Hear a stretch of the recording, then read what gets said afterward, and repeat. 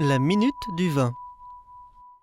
Aujourd'hui, nous allons tenter de laver l'honneur de millions de bouteilles à travers le monde en combattant les 5 plus grandes idées reçues sur le vin.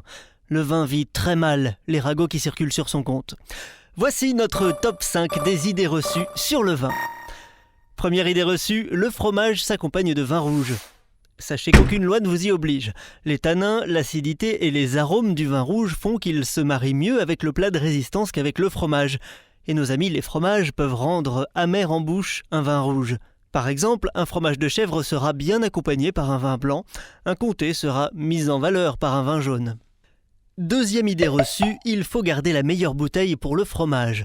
Non, d'une part, les convives auront peut-être déjà claqué la porte au moment du fromage. D'autre part, à la fin du repas, l'essence arrive parfois à saturation. Il est dommage de servir sa meilleure bouteille à ce moment-là. Troisième idée reçue, attacher une bouteille à une pale d'éolienne tournant à pleine vitesse décuplerait ses saveurs. Je ne sais pas d'où vient cette rumeur, mais c'est faux. Quatrième idée reçue, les vins doux naturels se marient bien avec le chocolat. Non, elle est bonne celle-là. Pas du tout, non.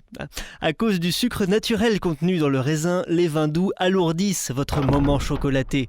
Pour accompagner un dessert au chocolat, mieux vaut choisir un vin puissant et charpenté comme un Côte-du-Rhône, un Bandol ou un Madiran. Cinquième et dernière idée reçue, le champagne se sert au dessert. Non, autant tremper une tartine de rillettes dans du vinaigre. Le sucre du dessert amplifie la sensation acide du champagne. Cela altère le goût. Si vraiment vous tenez à boire du champagne au dessert, choisissez un demi-sec, plus sucré. La semaine prochaine, Attendez, qu'est-ce qui se passe? Oui, Francis? Oui. Comment ça, la vidéo n'est pas finie? On avait dit 5. Bon, ok. Bon, alors il nous reste un petit peu de temps, donc sixième idée reçue. Le poisson ne tolère que le vin blanc. Non, les poissons sont plus tolérants que ce qu'on imagine. Des vins rouges légers comme les vins de Loire ou les coteaux champenois accompagnent très bien ces petits êtres à écailles. Les vins tanniques en revanche sont à éviter absolument. La semaine prochaine, Pardonnez-moi. Quoi encore? Oui. Comment ça? Il reste du temps. On fait un long métrage là ou quoi? Bien, septième idée reçue donc. Avec du foie gras, il faut un vin liquoreux comme le Sauterne. C'est à se demander ce qu'on vous a appris. Le foie gras se sert en entrée et un vin sucré en début de repas peut rapidement saturer le palais.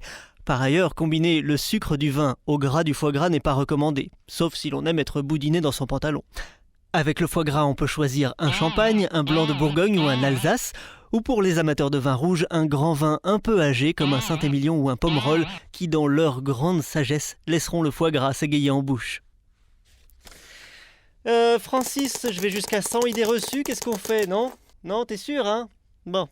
Ah là là, je vous jure, on n'est pas aidé. La semaine prochaine, nous chercherons à savoir s'il y a du vin sur Mars, la planète rouge. Cela nous laisse quelques jours pour fabriquer un vaisseau spatial.